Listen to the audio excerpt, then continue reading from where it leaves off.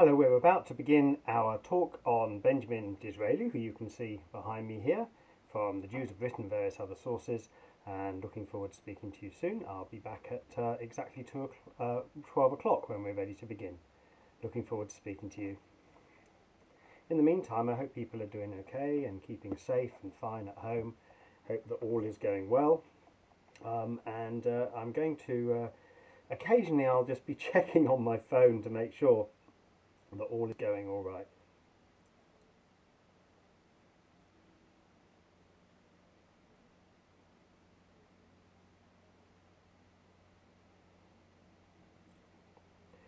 In general, in our synagogue, what we're going to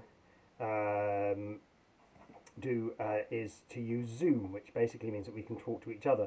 The only disadvantage of this way of doing live streaming is, of course, we can't actually have responses, which is a shame because it's nice to talk to each other. But anyway, we'll have to cope with that. So I'm ready to begin in just 1 minute or so. If you've come to join us, it's lovely to have you with us, and hope that you enjoy being with us. And we'll see how we go. And I'm so looking forward to us actually going to Hewington Manor not long from now. I really do hope we're able to do that.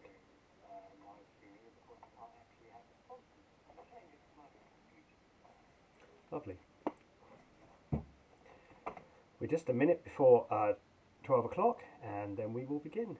And then I know one of the people who's likely to be with us is Janet Brand, which is lovely. So Janet, you've got my mobile number. If you wouldn't mind just texting me to tell me if this does seem to be working fine, that'd be really, really good so that I know.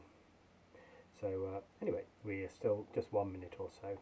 Okay, we're now at exactly 12 o'clock. So, today is when a large group of our members, 35 of us altogether, should ideally have been going to Hewington Manor for, which was Disraeli's home, where he ended his life, as well as actually also where he died, literally. And the home itself is so full of Disraeli himself and who he was. Really, really beautiful place. So we will definitely go back there again. It's really worth it.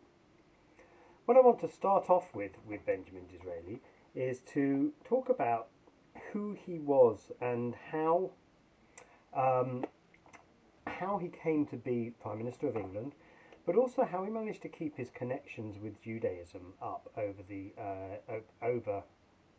his entire life, even though he wasn't himself brought up as a Jew. So to tell this story, we need to go back, and we need to go back to his father, Isaac Disraeli. So Isaac Disraeli was born in 1766, and he was the second generation himself in London. His father, who was a Sephardi Jew, we don't have his name, we don't have his first name, settled in London, where Isaac was born. And they obviously prospered, and Disraeli himself, Isaac, this is Benjamin's father, entered commerce, although he was financially independent. He wrote himself. He was very interested in English literature, and one of the things that is so significant about Disraeli, which I can't see that today's prime ministers do, was he was really quite a writer. I suppose it was a little bit of an extent to which Boris Johnson is certainly a biographer of people and of course a journalist himself, but writing is absolutely in the family. This was a very literary family. Even when he became blind, Isaac Disraeli, in the 1840s, he continued to write by dictation, which is really quite something. Now, what about Disraeli and his association with the synagogue? So he was, like basically every Jew at the time, a member of Bevis Mark Synagogue. He wasn't terribly involved in the synagogue, but then something happened, which basically meant that he said, right, I've had enough of this. He was fined £40, a lot of money, imposed on him by the Sephardi elders, basically because he wouldn't take up the role of a warden. Now, actually, this was apparently a very regular thing that they did in order to be able to finance the synagogue, is they would offer you an honorary office. You would then be perfectly welcome to say, no, I don't want it. And then what you would be able, then they would fine you, you'd pay the fine, you don't do the honorary office, and therefore you end up basically being contributing towards the synagogue. And that was kind of supposed to be the way that it worked. But this did not work for Isaac Disraeli, and so what he did was formally withdraw from the community in 1817 and had his children, including Benjamin. Isaac Disraeli had 5 children, Sarah, Benjamin, Naphtali, Ralph and James. Interesting collection of names. He had his entire family baptized into Christianity. However, he never lost touch with his Judaism, Isaac, and he wrote, for example, a book called The Genius of Judaism in 1833. There was a sense that Judaism mattered a lot to the Disraeli family, even though they were not practicing, and they had in fact gone out of Judaism and become Christian. One moment. Now let's move to Benjamin. So Benjamin, the point at which his father withdrew from the synagogue happened to be around the time of Benjamin's 13th birthday. Benjamin lived from 1804 to 1881. He was a writer, first of all. His first novel, Vivian Grey, was published, and it was basically on English political society. He was very, very fascinated by the way that politics worked, and he was only 22 at the time. One of the things to be aware of is that Benjamin did something really which seems quite unusual for that time. He managed to tour the whole of the Middle East, including Jerusalem, over 3 years from 1828 to 1831. And that his tour of the Middle East informs a lot of his writing afterwards, especially the novel Tancred, which I had the pleasure of reading a while ago. It's free of charge, by the way, on the Kindle. Worth reading. Quite an odd novel for the way that we read things now. Very flowery language and things like that. But a fascinating story of how Benjamin imagined that Israel was. But he'd obviously been there, so he did know quite a lot. He wrote a novel in 1833, which was about the failure of Jewish messianism in the 12th century. So again, he was always interested in Judaism and the way that our religion worked. Disraeli was elected as a Tory MP in 1837, so he entered Parliament at the age of 34, which he stayed part of really for the rest of his life. He was the inventor of what is called one nation Toryism. The idea that we're one nation, but a hierarchical nation, crown, the church and aristocracy, but the politics should be for all. Everybody should feel included in political life. And he was part of something called the Young England movement, which was one way of looking at how Britain needed to change. Now remember the time that he was actually around. This is the early 19th century. The Industrial Revolution is now well underway, and England is changing very, very fast. That, by the way, was very much a feature of one of his novels. His most popular novel, in fact, 1854. And Sybil, that novel, 1845, turn the right way around, 1845, was about his horror of the way the factory system worked. Remember, this is before factory legislation had really started properly, and there were children working and ridiculous hours and very, very poor pay, very little safety, and what his novel was really about was the way that this country was developing into a nation of the poor and a nation of the rich. And that was a problem for him. This was the one nation idea, that everybody should be benefiting from whatever happens in society and making society work better. However, his solution was not necessarily one that we'd all like now. He was quite keen on the idea that everything should be patriarchal. We should be kind of looked after by our betters. So perhaps that might sort things out. Not convinced about that myself, but we'll see. In 1845, he wrote a novel called Coningsby, 1844, sorry, and it features various Rothschilds, etc. So he kind of links it in with the reality of the society around him at the time, which was rather fun. And he's not negative about the Rothschilds, and he's not negative about Jewish roles in society. But it's kind of, this is his novel which talks about the new politics that he wanted, this one nationness, this sense that we're all to benefit from whatever is happening in this country. Then in 1847 he wrote the novel Tancred. So Tancred is a young man who is on a spiritual search. His hero is an aristocrat, and he's worried, Tancred is, about what's happening in society around him, and in particular that Christianity has lost its Jewish roots. So it's as if as if he's trying to bring Christianity back to its original Jewish roots. One of the things that means is it's a very positive novel about Judaism. This is a quote from the novel. "The vineyards of Israel have ceased to exist, but the eternal law enjoins the children of Israel still to celebrate the vintage. A race that persists in celebrating their vintage, although they have no fruits to gather, will regain their vineyards." Some people say that Benjamin Disraeli's Tancred is effectively the first novel of Zionism, and it may be absolutely true that he was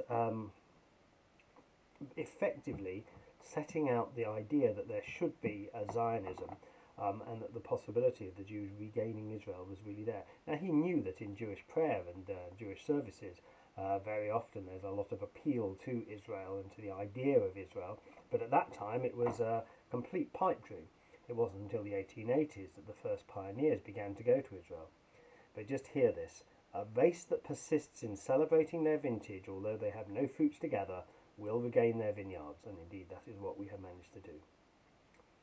Now let's go back to how he managed to get to eventually become Prime Minister, which he did. Of course, had his father not baptised him into Christianity, at that time there would have been no way that he would have been able to do so. He wouldn't even really have been able to take up a seat in Parliament. I'll come to that in a moment. In 1846, so remember that he was a Prime Minister, he was a parliamentarian for a very, very long time, well over 45 years. 1846, he opposed the repeal of the Corn Laws on the behalf of the farmers, and this was a big issue because this was about the ability of poorer people to buy corn and wheat at reasonable prices. You have to make your own political opinions about this, but effectively what was going on was Disraeli was saying we need to protect our farmers, and so therefore they have to have price protection, even if it means that a lot of people can't really afford the food that they need. It was a big issue around that, and when the Corn Laws were repealed, Robert Peel, who at that time was the Prime Minister, resigned. 1848, let's go forward. So now, at this point, Disraeli's about 44 years old. Something happened in Parliament. Baron Lionel de Rothschild, so you can hear a man of Jewish origins, was elected to be elected to Parliament. And Lionel de Rothschild, unlike Disraeli, was Jewish and remained Jewish. And he refused to swear on the Christian Bible, the Oath of Allegiance, which otherwise he should do. He insisted that it should be on a Jewish Bible. He was not allowed to do so. And actually he was re-elected several times by his constituents for Parliament, but could still never take up his seat because he was not able to swear the Oath of Allegiance on the Christian Bible. Disraeli's attitude about this: he supported Lionel de Rothschild and felt that this was very, very unfair what was happening. And indeed, de Rothschild does, in fact, it takes about 10 years, but he does eventually take up his seat in Parliament and is a parliamentarian for a long time. I think he was representing the constituency of Wickham, so it wasn't an area with a lot of Jews living there, but it was people who felt that this principle that you should not have to swear against your own religion was absolutely correct. Okay, now, 1852, he writes a biography of a man called Lord George Bentinck, where he expresses what he saw as some kind of the sense of Jewish chosenness, the idea that Christianity could not possibly exist and couldn't be what it is without Jewish principles. And he felt that Christians really should be learning about Judaism in order to be able to understand where they truly come from. He also, in that year, he becomes the Chancellor of the Exchequer, and that's Disraeli's next role. So this is where he's now becoming a major parliamentarian. He's now Chancellor of the Exchequer and leader of the House of Commons. Now the thing with Disraeli, this is a rather lovely article which I discovered. The Great Asian Mystery Who Captured Queen and Country. Just have a look closely at that picture of Disraeli. And as you can see, he does not look like the average British person. He has a wonderful, one could say there's no such thing as a Jewish look, but I think that's a Jewish look. And we should be proud of him. He was seen sometimes as somebody who was able to be outside of regular society and critique it. So let me just read a little bit from this article. In 1881, Benjamin Disraeli, Britain's strangest and most fascinating Prime Minister, died at his home in Hughenden Manor in Buckinghamshire. He was 77 at the time. He was mourned by the entire nation, and none more so than by his sovereign Queen Victoria, who he was very fond of, and who was very fond of him. Now, when we do get to go to Hughenden Manor, one of the things that's rather wonderful is that there are many letters from Queen Victoria to him, so you can actually see the close relationship that was clearly going on between them. And she really enjoyed working with him in a way that she didn't with the person who became the Prime Minister, kind of opposite terms to him, Gladstone, William Gladstone, who she just saw as a bit kind of priggish, I suppose is the word. She just loved Disraeli's literariness and his passion, etc. I'll carry on from this article. The paradox of the extraordinary creature, half genius, half adventurer, the novelist of Jewish origins and Byzantine appearance, who became the leader of the party of the landed gentry of England, is unlikely ever to be wholly reserved, this paradox. Perhaps Walter Bagehot came nearest to solving what he called the Great Asian Mystery, when he declared that Disraeli gave the squirearchy a voice and articulated some of the finest dumb votes in Europe.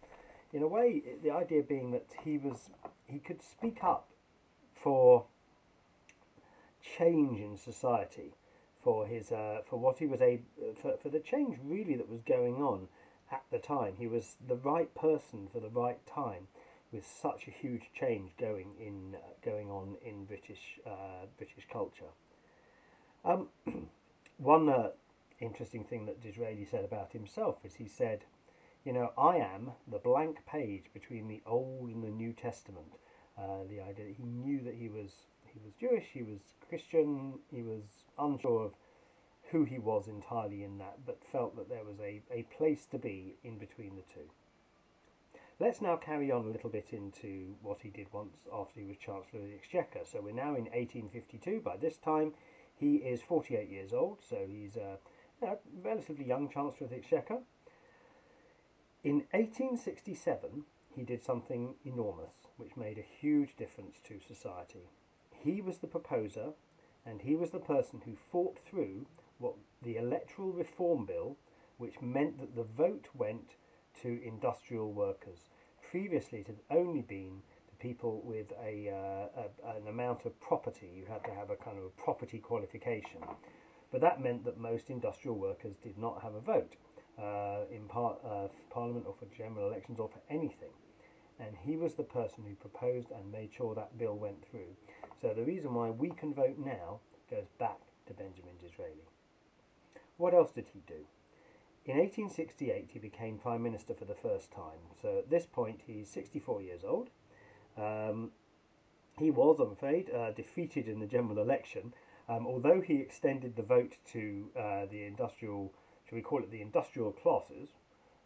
Actually, that resulted in him losing the election, because suddenly there was a large group of people who were never going to vote Tory, who were now voting for the first time. And so I'm afraid they actually got him out. However, he came back to be Prime Minister again in 1874. And what did he do? Among the things that he did that were very special were making sure that our factories were safer, that the hours that people were working were shorter, that children were less likely to be employed in factories. He was so that made a big difference. Some of the first safety legislation, which we all benefit from, came from Benjamin Disraeli's period of being a prime minister. What else did he do? He was a strong supporter of the idea of empire and how we were going to make sure that Britain was able to trade, and that empire would work. And so what he then did was made sure that Britain was a major investor in the Suez Canal idea. And the Suez Canal, of course, is still there and is the route through from the Mediterranean to Africa, which makes an enormous difference to trade, and of course was the route through to India as well. At this point, the Indian part of the British Empire was fast growing up. So in 1876, he became the Earl of Beaconsfield. And when we go to Huon-Domani, you'll see it's pretty close to Beaconsfield. This is where he lived. He was near to that town and obviously loved it. At that point, of course, he ends up in the House of Lords rather than the House of Commons. He's still Prime Minister at that point. He also, by the way, was a fighter on behalf of Jews. So there were the Jews in the Balkans, that's kind of the area which is now kind of Serbia and Montenegro and Croatia, etc., had a lot of difficulties at that time, and he made sure that they had rights of protection and human rights essentially. He never forgot that he was part of the Jewish people. The Tories were defeated in 1880, and that was the end of Benjamin Disraeli's political career, because he died only 1 year later, on April 19th, 1881. He was always trying to find the links between Judaism and Christianity. There's something about becoming a Christian which didn't quite sit comfortably for him. He always felt that he was part of the Jewish people. As I say, he is one of the pioneers of the Zionistic idea.